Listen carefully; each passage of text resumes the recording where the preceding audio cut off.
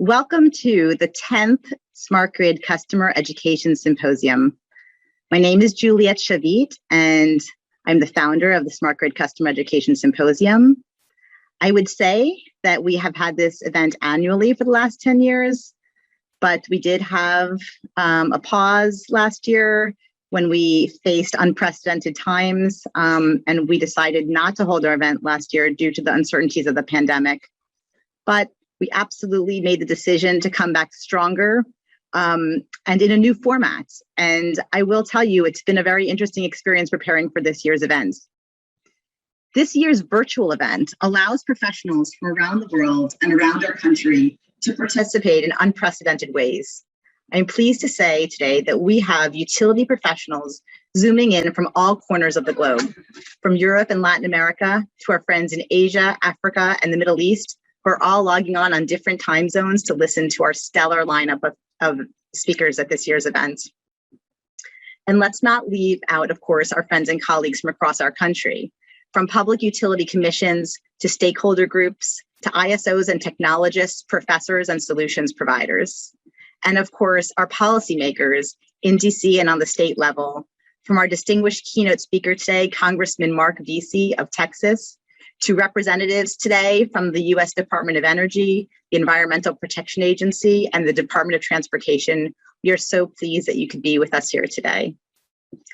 This year's theme is Game Changers, and we honor those individuals who are making an impact in our industry. We've also chosen to do video interviews with our partner, Electric Energy, and share some game changer stories online. They're already starting to get posted on our event website and should be shortly up on the Electric Energy website. I'm also pleased to announce that a book will be published by the end of the year, summarizing the highlights of these stories of innovation, which we will hear both today and tomorrow. With that, I'm going to dive right into our agenda. I am pleased to be moderating our first panel of the day, Utility Innovation and Defining the Future of the Utility-Customer Relationship. I'm going to introduce our panelists right now. And so I'm going to also ask them to unmute themselves I will also just ask the audience to bear with us as we navigate the new Zoom platform that we're using for the first time. So, all right, we are going to start with Mr. Phil Markham, who is the Smart Buildings Manager, R&D Manager at Southern Company, which represents an investor-owned utility on today's panel. Mr. Jonathan Tijerina, who's the Senior Director, Business and Economic Development for CPS Energy, which is the largest municipal utility in the country. And last, but certainly not least, Mr. Michael Wajsgras, who's the Executive Director of Innovation from Constellation Energy, a retail energy provider. So I do believe we have all three kinds of energy providers represented on today's panel. And thank you so much today for joining us, gentlemen. Thank you, Juliet. Okay, let's dive right in.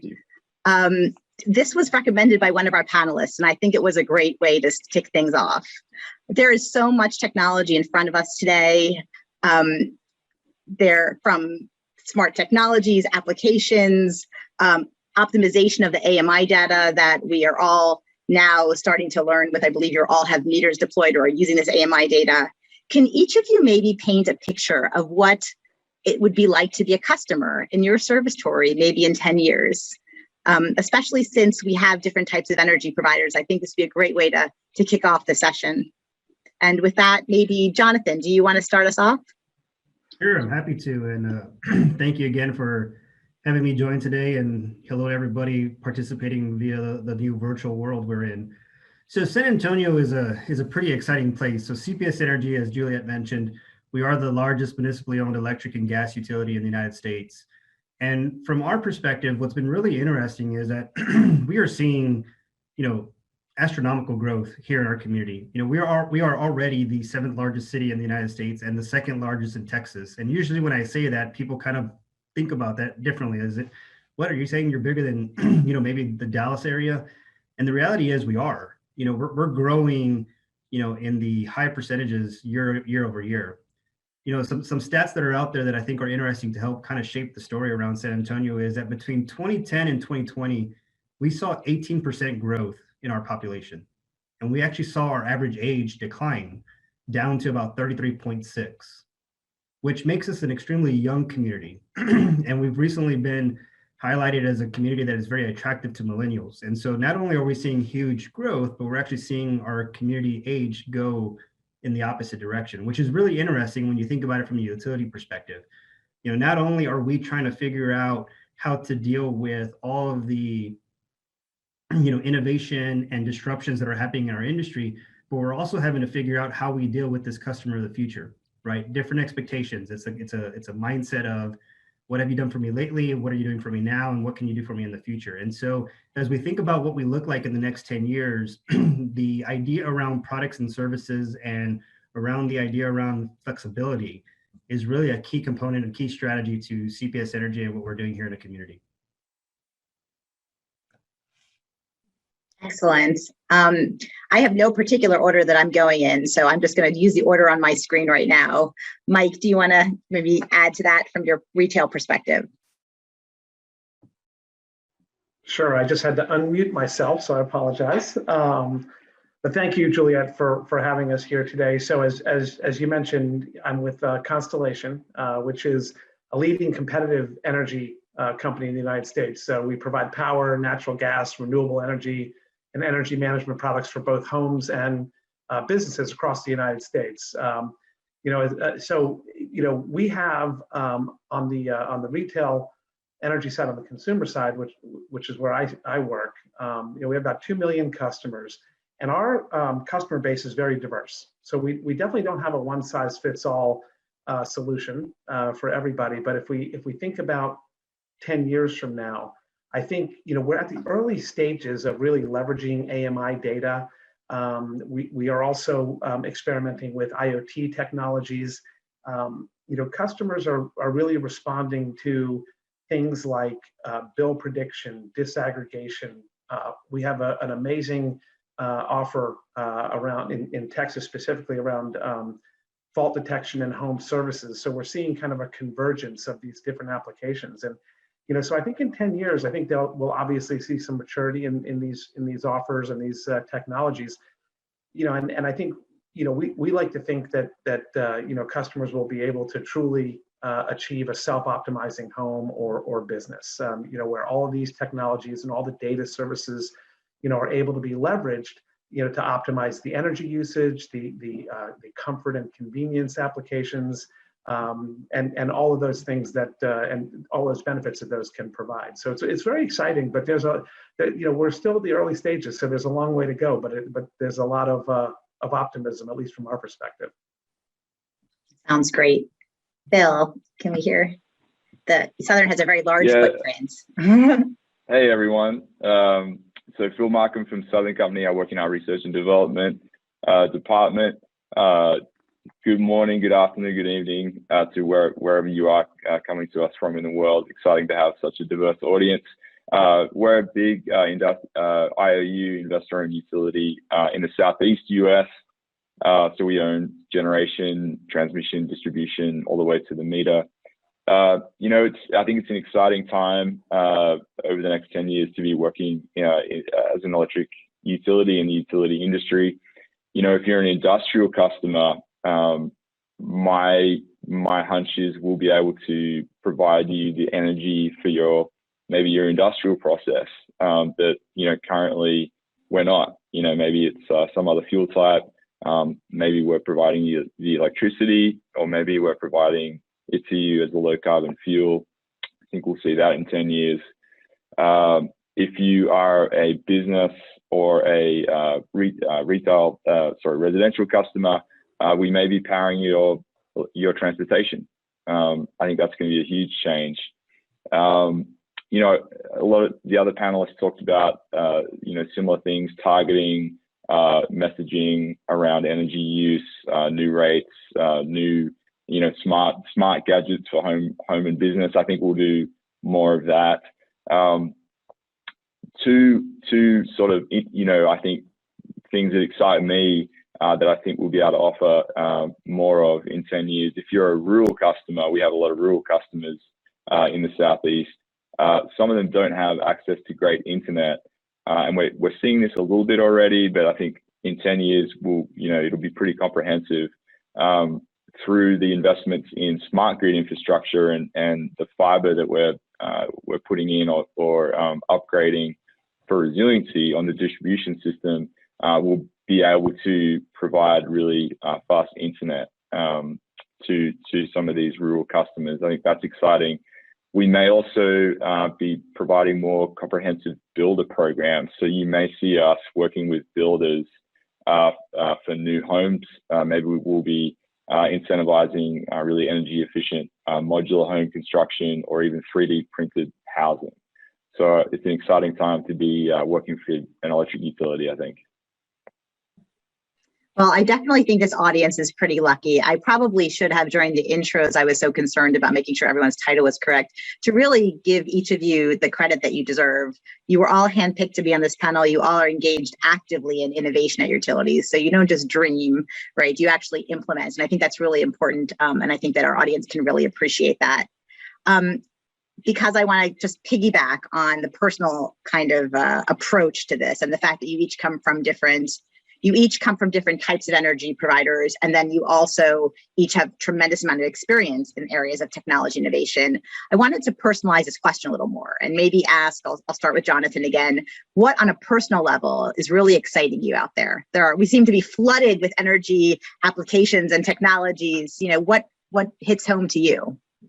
Yeah, great question. So for me, what really hits home is the behavioral education opportunities that we have from an innovation standpoint. And what I mean by that is, as a utility, Phil and Michael hit on this, the data part of it, it's a completely different ballgame than what it was 10 years ago, let alone 20 years ago. So the ability to customize and enable or empower our customer bases to make some decisions around where we end up as a utility going from an innovation standpoint is to me very exciting. Right. So as the business development lead for our organization, I'm not only looking at opportunities for partnerships on, the generation distribution side, but also even from a products and services component. And so the ability to partner with our community, and that's really, to me, that's what's also special about being municipally owned, right? I have a very defined service territory. I am a vertically integrated utility, right? So I have that whole relationship from the generation to the transmission, distribution, and ultimately to the customer. And from us, from a foundational pillar, we look at all of these lenses around affordability and security and safety, and we don't take it for granted. So the ability to work with the customers as we shape that future is really what has me excited from an innovation standpoint. I agree. I think the customer will drive a lot of the innovation that we see. So that sounds great. Mike, do you have anything you'd like to add from your perspective? Yeah, I mean, I just want to echo, what Jonathan said. I mean, the kinds of applications that we're able to develop now to really address real customer problems is really the key. And so creating, or being able to answer those problems with real solutions is really the core of it. One of the things that we've been achieved a good amount of success with is combining or integrating energy, home services, and smart home into an experience that allows, gives customers control over their energy usage, their energy spend, how they manage their home and business. And so that's really kind of where we focus it. So, customers wonder why energy companies deployed smart meters. Now they have answers because that data can be used to deliver real value. They have questions like, why are my bills so high? Or is my HVAC, my air conditioning, working properly? And those are the questions that we can answer and give them the tools to really improve their energy experience. So it's an exciting time. But I also think, to echo Jonathan's statement around partnerships, I think that's where the business model evolution for energy companies, utilities, and competitive service providers needs to evolve. I don't think anybody can provide the end-to-end solution today, and I think that you've got to find the right partners and deliver the be able to optimize the customer experience. That's great. And also just to piggyback on what Phil said earlier about the communications and the wireless communications, delivering that to rural, I can tell you and to the people attending that we do have some operators from all over the world listening in on the comm side, some leading operators. So they are definitely listening to our conversation and are probably eager to continue conversation. So that's great. Phil, take it away. Yeah, I would. It's hard not to be excited about the things that Michael and Jonathan shared. You know, having that data and being able to turn it into valuable information is super exciting. You know, offerings around improved comfort, health, affordability for you know, residential and business customers. I think it's exciting for sure. Maybe just to say something a little different, and also the truth of how I feel. I think the fact that we're going to be powering people's transportation is going to be a huge shift. That I think in and of itself will really change the relationship between customers and utilities in a way that, you know, maybe we can't fully anticipate all the ways in which it will change. But obviously we can anticipate, you know, that they're going to be more reliant on us. Resiliency is going to be super important. Cybersecurity, reliability, just everyday reliability is going to be really important. So I think just that, the fact that we're going to be providing energy, you know, maybe in 10 years in our service territories, what might be, you know, it's hard to know what that adoption S-curve looks like for electric vehicles, but let's say maybe one car a household in the Southeast in 10 years. I think that's going to be a huge change. It's going to change the relationship a lot, and will provide lots of opportunities. Thank you for that. That's amazing. I will also say that, you know, I started my opening by saying we started this event 10 years ago, and I would say that our agenda looked something like how to communicate to customers the new smart meter that's coming your way. What type of communications do you send? How do you stop potentially any opt-outs or negative sentiment? So it's nice to sort of have a crystal ball to some of those utilities that are still, who are logged in today, that are really just starting the process to see how this meter data is being implemented in all areas, including transportation and these customer applications. So it's just, it's an interesting evolution of the show and the theme of the show. So thank you for that.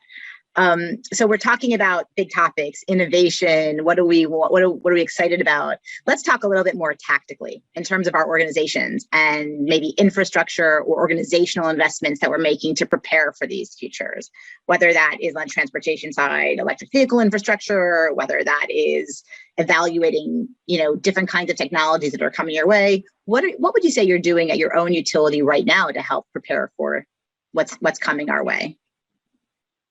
And you can, I feel bad calling on people. So if somebody just wants to start talking, that'd be great. Well, I can jump in there. So for our perspective, one of the exciting things that's been in place now on the product side, if you will, is around our investment around AMI, right? So Phil talked about it, right? That the investment into AMI and the ability to now provide that data to customers, it's a game changer, quite honestly. Now, from our community perspective, you know, we made the investment to, you know, install this communication network, enable the AMI meters, but it doesn't stop there. We're trying to figure out now, how do we leverage that investment, which is a community investment from our perspective, into offering these additional products and services. So we've actually found ways to partner with other municipal partners to leverage that asset to offer similar products and services, which at the end of the day is providing just a better quality of life for that experience here in San Antonio. And so things that we have in flight right now is in partnership with our owner, the city of San Antonio, we're actually doing a smart streetlight and sensor pilot where we are not only testing new controls on streetlights, but we actually have 6 use cases that the city is running and piloting by running that technology off of that investment off the communication network. Additionally, the one that we're probably the most excited about, or at least I am, is we are currently in a pilot with the water utility here in San Antonio to, again, leverage that same infrastructure to offer AMI type products and solutions now for that customer. So from a customer experience in San Antonio, when you move in to our community, you are now going to be enabled, in essence, to have the same experience that you have with your electric and gas utility that you would have with your water utility. And providing information, providing that data, right? There's just a craving for data.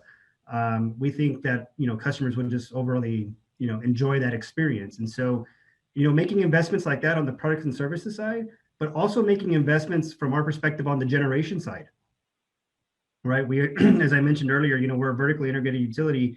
We have about just under, I think, 6,500 megawatts of generation in our portfolio, but we're hitting an age time limit with some of those assets. And so how do we incorporate, new innovative type solutions on the generation side while still ensuring, the tried and true and the reliability and the resiliency that you need to power a growing community like we're in San Antonio. And so those are just a few examples. But we're pretty excited about just what this means, because although I don't think any of us have said it specifically, I think through our comments, it's a common theme. Our industry is probably going through the biggest, innovation, disruption change that we've ever seen. At the end of the day, the system still works the same, right? You need generation, you need transmission, and you distribute it to the home or the business. But now we're seeing things like distributed generation, electric vehicles, all of these new components that we have to take an account for, because if we're not leveraging partnerships, the utility is going to be left behind. And as far as I'm concerned, we want to be at the forefront of it. And I think everybody's competing for how we do that in a way that makes that experience beneficial for both the customer and the utility. Jonathan, I'll just answer real quick, Juliet, but Jonathan's right. We don't own the poles and wires, so we sit in a little bit of a different section of the energy ecosystem, but we still think about partnerships, and innovation, very similarly. We actively partner with leading edge companies across the spectrum. And, for instance, we've invested in a company, in ChargePoint, so we are, engaging in EV charging, programs. We partner with an AI company called Grid4C to help us, utilize the AMI data that we have access to create these new engagement experiences. We've purchased companies. We purchased a company called Pair AI that does a lot of billing applications, for our customers, mostly on the commercial side now, but we're looking at it on the small business and residential side as well. And the results that we've seen are amazing. So we send out usage reports, which kind of seem boring on some level, but people get them daily, weekly, monthly. We've seen almost for those of you that are familiar with email marketing, we see almost a 60% open rate on those emails. People are interested in it. They want to know. But we also send out HVAC alerts, with our through our partnership with Grid4C, and the red alerts have a 60+ percentage point open rate, which is actually kind of amazing. I would think it'd be like 100%. If I got a red alert on my air conditioner, I think I'd open it up. But we're getting there. And even the load disaggregation reports get greater than a 50%. So we're seeing these things, and then we're seeing it manifest itself in customer loyalty. So these customers that are in these programs versus customers that aren't have a 20-point higher retention rate, a 5% higher NPS score. So these are clearly things that customers want from their energy company. And I don't think it matters whether you're a muni like Jonathan or an IOU like Phil. There's opportunities for all of us to enhance the customer experience through these applications. Excellent. Phil, anything you'd like to add specifically about? Yeah, you see your brain working. I can see it. Yeah, our company's doing a lot, and it's hard. I was struggling to figure out where to focus here. Our company's so Southern Company has set a net zero emissions target by 2050. A lot of the R&D focus is shifting towards how do we achieve that. And so a lot of my work is shifting more from incremental, research into incremental improvements to maybe more transformational things. So a little bit, things a little bit further away potentially from commercialization. And so, some of the things that we're doing a lot of the things that were mentioned there. We actually are doing a Group 4C pilot and enjoying seeing some of the results there that they can deliver through the AMI metered data. One thing that I'm excited about is we're potentially looking at building a energy model for every single, to start with, residential structure in our service territory, using machine learning as a way to speed up the modeling process. That's one thing we're looking at. If that is a success, we could provide really targeted information offerings for energy efficiency retrofits in the Southeast. Relatively in the US, there's a fairly high energy burden level, which means a fairly big portion of household income is put towards utility bills. And so being smarter about finding customers who could really benefit from energy efficiency measures is something that excites me. And we're also making big investments in distribution infrastructure to keep the system more resilient as you get more vehicles and you electrify space, heating and water heating, and you have solar distributed generation. So, there's a lot that we're doing. Obviously, customer satisfaction is not going to be great if the lights aren't on. So, so it's an exciting time to be here, and we're doing a lot. And a lot of it is stemming from our net zero target, and we are shifting to look at more transformational technological improvements. But yeah, AMI metered data, that's all really important, and we're leveraging it as much as we can. Awesome.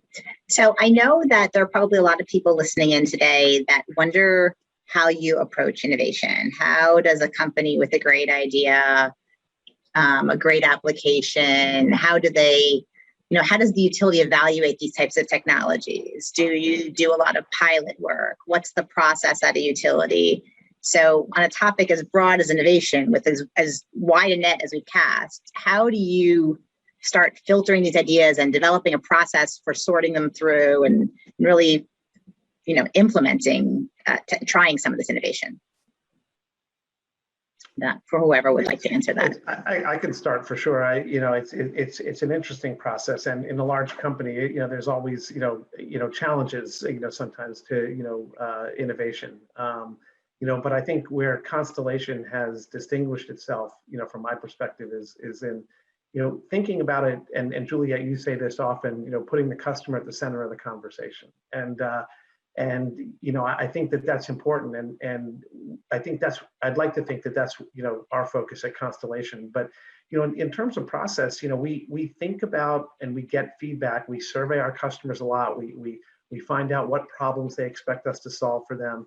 We look at a range of solutions, and we do a lot of testing and learning. And iterating. Before we actually commercialize something, we run it through, quite a process to understand the results. Does the solution work? Is it easy for the customer to use? Do they get it? There's a lot of different kinds of things that you need to look at before you put something out there that just for the sake of putting something out there. We have we still hold ourselves to financial metrics in terms of things that work for the customer. But at the end of the day, it is about as I alluded to before, finding real customer problems and finding solutions that they'll adopt. Thank you. And I would imagine that Jonathan and Phil, that your answers may be slightly different based, I guess, on your perspective. But as an investor in utility, Phil, there's the regulatory process, building the business case for technology, how that can you talk a little to maybe, how Southern Company, and I will give a shout out that later today we will be awarding the Georgia Commissioner with the Innovator of the Year award. So we know the Georgia Commission is clearly all about innovation, but maybe talk to the regulatory process a little bit, or just what restraints that might have on your approach to innovation, if any. Sure. Yeah. I mean, so a lot of our investment in innovation, does need to get approved throughout the regulatory process. You mentioned Commissioner Eccles. We really worked with the Georgia Commission on.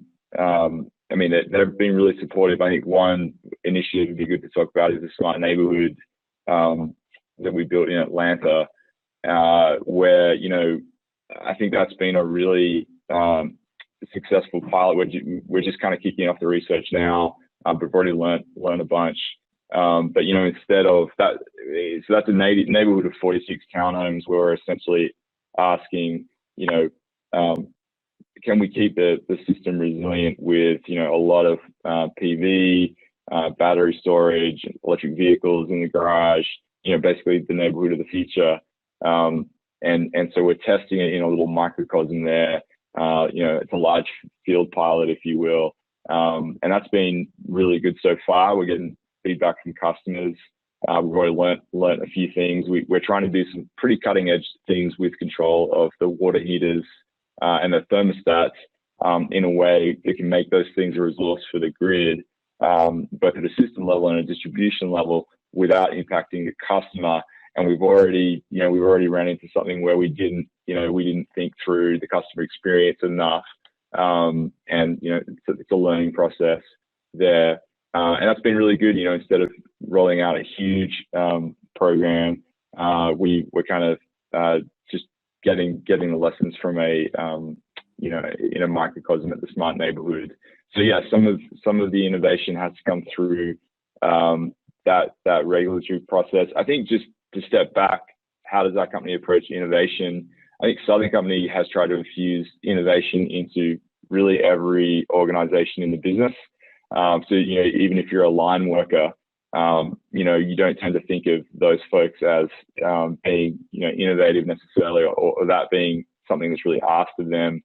We really encouraged it in every organization. So not just in our sort of new ventures groups or the groups in the utilities that are tasked with taking commercially available technologies and packaging them in new products and service offerings to customers, or in the research and development department, where I think we really tried to infuse it everywhere.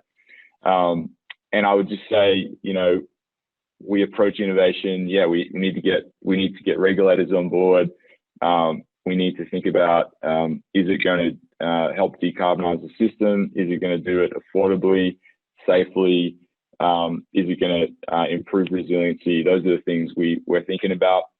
Within my organization, we have a governance board that we have to go to when we want to focus on a project or focus on a technology, and we need to get the sign off there. So that's one of our stage gates. So I'd say innovation is throughout the company. In my organization, we have a governance board, and we have those things that I mentioned in mind when we're focusing on technology innovation. And if I didn't say the customer on that list, customer centric, obviously. Excellent. It's very reassuring and exciting to see an energy Southern Company, which has so many entities and so much of a service territory presence, having innovation infused throughout its organization. Sometimes you see it, people think small, agile, but large enterprise level innovation is very hard to achieve, and to see that you're doing it from the top is really encouraging and exciting for the industry, I think. How about Jonathan? You have a totally different type of audience, probably for getting sign off, maybe, or maybe not. No, I some similarities, but I think similar to Southern Company here and Phil, in the most simplest way, it's keep it simple, right? We don't really want to put innovation in a box. So very similar to what they're doing there, innovation is really everyone's job, just like everyone's job is customer. So when we think about innovation, it could come from any entry point. From a process perspective, though, something that we've done now going back to 2020, and it's something that I chair internally, is that we actually developed an innovation council. And the idea was that we got leaders from the various business units to come together to help facilitate the conversation to see how we could work through the innovation process with companies that are maybe in the early stages to just about to go to kind of full commercial scale, if you will. Additionally, I talked about partnerships earlier. This is where the partnership comes in huge for us, because rather through a strategic partnership with a local university to help us with research and development, or partnering with somebody here locally called Epicenter, who is a energy think tank incubator innovation wing, they've actually helped us develop a gated process that helps us facilitate that conversation with potential partners based off the maturity of the organization and just kind of the comfort level that we're seeing to see if we're going to do some type of pilot or limited deployment. Now, my CEO has tasked us to figure out how we become a utility of pilots. But on the flip side, being municipally owned, you got to get it right. And it's almost like you got to get it right every single time, because at the end of the day, it's our customer's dollar. And so we want to be strategic. We want to be aligned with community goals. But approval wise, it's really helped put some structure, because at the end of the day, utility at the end of the day is a bunch of engineers and analytical folks. So we got to have a process, we got to have a structure. This has really helped us figure out a path that works for us, that doesn't necessarily put speed bumps, but at least gives us the opportunities to stop and pause and think about what that impact will look like to us and our customer base. And so we're about 14 months into that. And quite honestly, the maturity is, we're still growing with it. We're still feeling it out. But the idea that once a month that we can bring this cross-sector group of leaders from, our grid optimization team, analytics team, customer team, and financial team, and even the legal team. And it's not strictly from a kind of traditional legal regulatory, but to really have them involved in this process around innovation and creation is something that that we've put together. Separately, I would just say, like, internally, we have strategies around, things called AES, which are action-enabled strategies. And so these are our corporate strategies for the year, where various business units are working towards, completion.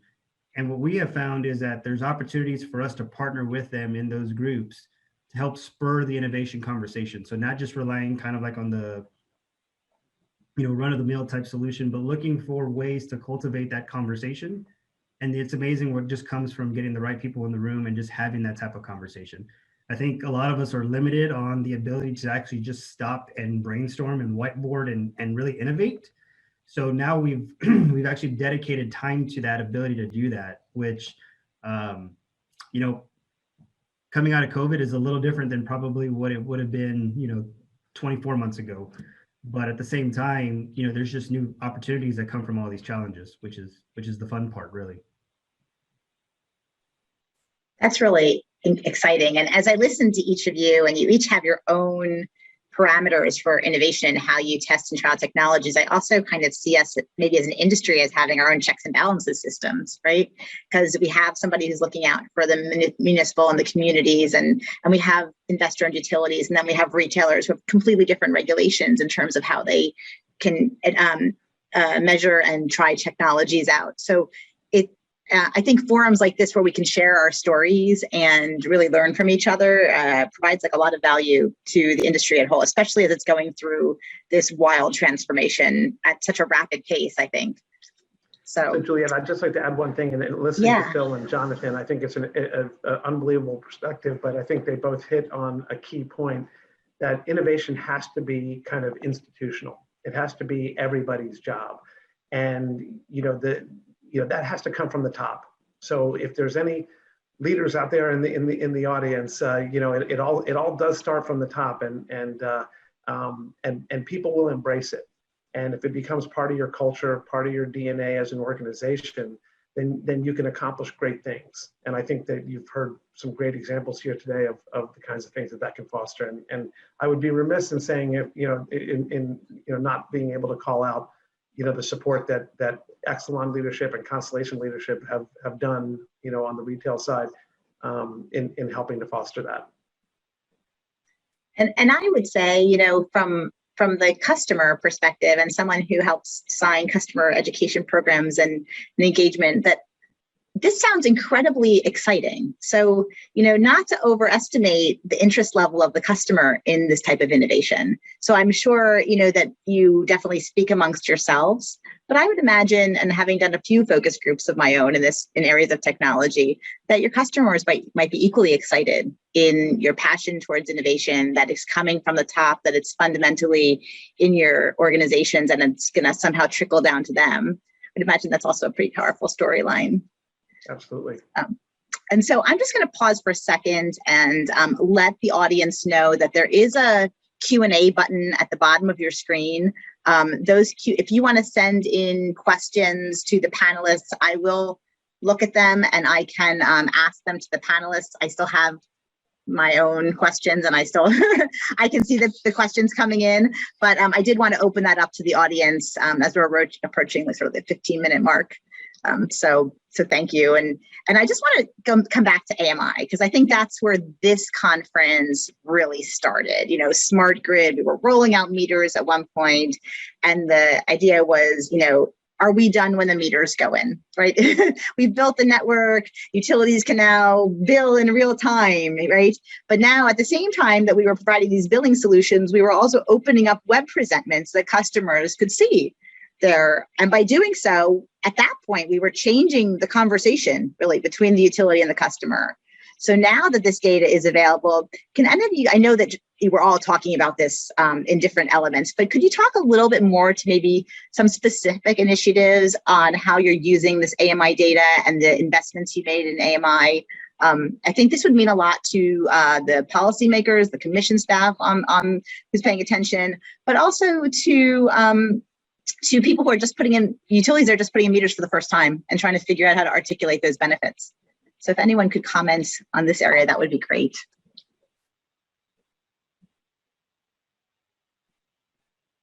Yeah, I'm happy to jump in, and I'm going to try to share the screen real quick. Hopefully this works, because I think the visual just helps further elaborate that. So hopefully you are now seeing the PowerPoint view.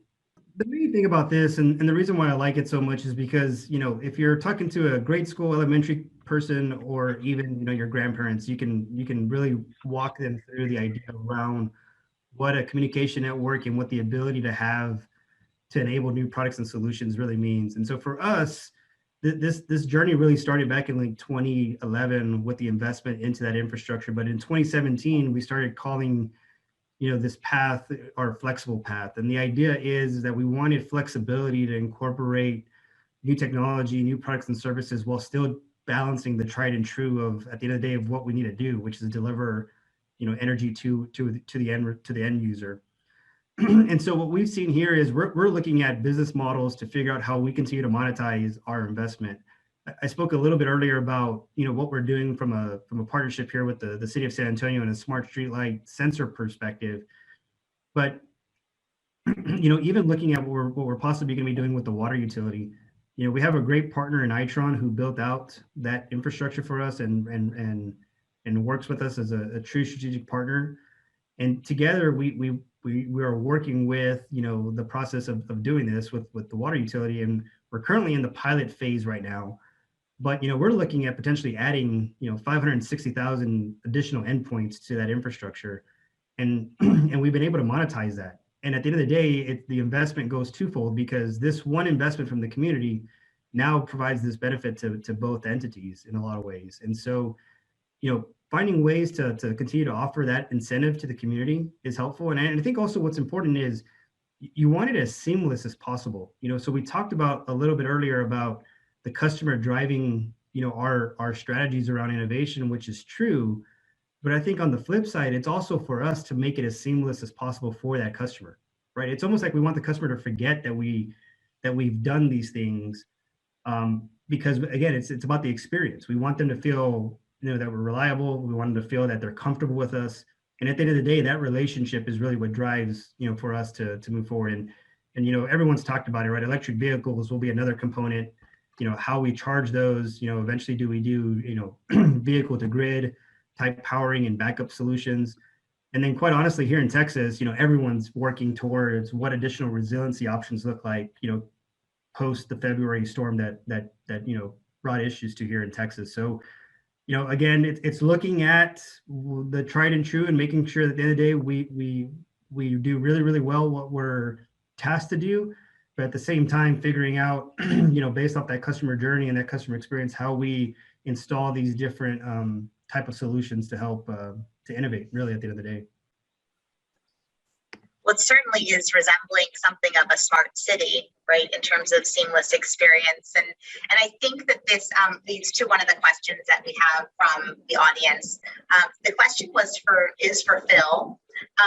What are the top 2 or 3 key takeaways or lessons learned from Georgia Power's smart city work, from the community that you talked about earlier? From the smart neighborhood.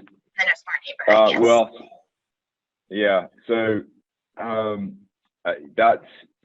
we actually have another smart neighborhood project. The Atlanta one sort of just kicking off. The last, I think, 5 homeowners are just moving in now. I think that let's see. I think the biggest some of my big lessons are that around data. So the amount of data that smart devices can throw off can dwarf the amount of data that most companies are getting from AMI meters right now. So we took sort of an approach of, well, we don't know necessarily what we don't know, so let's collect it all. That can be a lot of data. So if you're collecting data from the solar PV inverter, the battery inverter, the state of charge, think about all the data points firstly just from a battery that's in a garage. That could be 100 data points that you could get, at different granularities. If you're getting data from the thermostat, the water heater, it's potentially a lot of data. So, I think one lesson is, wow, utilities, if we are going to use that information to make decisions for the customers and for the grid, we're going to need to know how to manage a lot of data. Do we do that from a centralized standpoint or a decentralized standpoint? So that was one learning. Can you, in terms of optimizing and controlling devices that impact comfort, like thermostats and water heaters? So far, you can control water heaters, electric water heaters. Great, you can use them as a thermal battery. Customers are fine with that as long as they don't get a cold shower. That's a resource that you can use. Thermostats is a little different. What we're seeing is obviously you have to do real light touch with that. You don't want to make that thermostat go too far from the set point. But I think customers, there's probably a segmentation opportunity there. Some customers are super sensitive to having their building envelope used as a thermal battery for the grid by controlling the thermostat, and other customers have a little bit more of a range. And the other thing I would say is just that heat pumps are awesome. So we're studying some advanced electric heat pumps, variable speed. That technology is pretty amazing. They can operate in low temperatures. So I know we've got people from all over the world here. And so, the heat pumps can be challenging in really, really cold climates, like less than 0 degree Fahrenheit. They can have some trouble, but actually the latest ones are proven to be pretty good. In the Southeast, they're great, and just a great source of you're electrifying the space and the water heat in a way that's going to spread the fixed cost that it takes to deliver electricity you're dividing that over a greater number of kilowatt hours, so that's great. And they don't add too much to your winter peak as well. So yeah, I could go on, but yeah, that's great. Yeah. I think it certainly is raising the question or the topic of smart customer, smart community, and the connection between the two of those. And even Jonathan's slide earlier, certainly as a municipal and integrated municipal utility, I'm sure he feels this every day. And I kind of want to just elaborate on a question something that you raised earlier about the water utility integration. I was just wondering if you could provide a little bit more detail about how you did that and what the customer experience might look like. Sure. So what we did was we saw that we had capacity on the network to add additional endpoints. And so, even when it's municipal partners like this, we still had to compete through an RFP bid. And so we actually partnered with Itron, who helped us build out the infrastructure and is still involved in the relationship. And what we did is we said, hey, instead of having to go build out a completely new additional network, for the water utility, what if we just basically sold or rented space on our existing network? And so that's in essence how the business model works. We're going to be able to lease out, if you will, capacity on the grid for them to add their endpoints.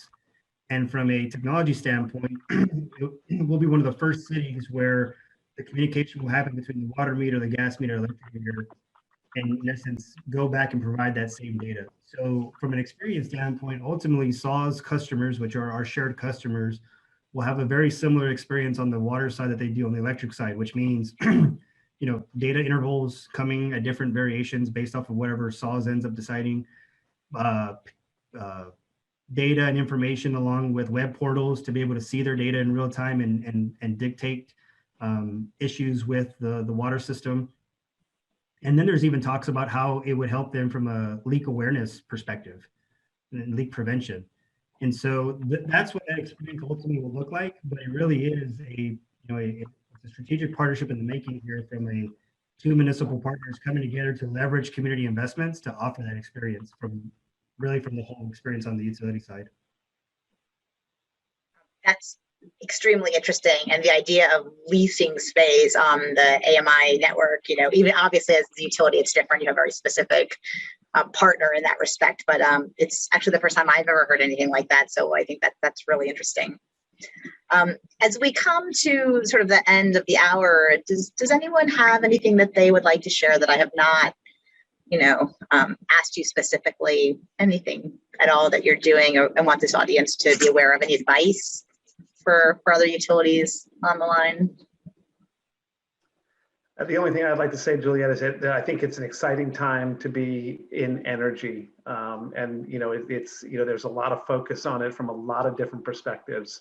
And I think that, there's great examples on this panel and throughout of really new and exciting innovations that are happening in the space. And so I have a lot of optimism about the future for energy.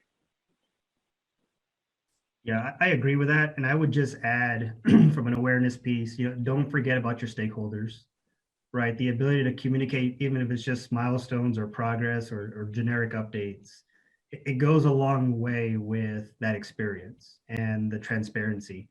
So I would just echo the fact of, don't forget about your stakeholders, because they can very much be a catalyst for where you want to go, but they can also take you in a different direction that, you could have maybe prevented.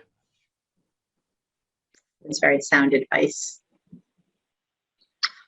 All right, then I just want to thank you three gentlemen for your time, for your expertise. It's been a great panel. It's been such a privilege to talk to all of you and hear what you're doing. So keep up the good work and keep innovating. Thank you so much. All right. Thank you. And just a note to audience members, of course. And just a note to audience members, if you don't have the interactive show guide, it's smartgridcustomereducation.com/show-guide. And there you'll find all of the Zoom links to the different sessions. Thank you so much. Talk to y'all soon.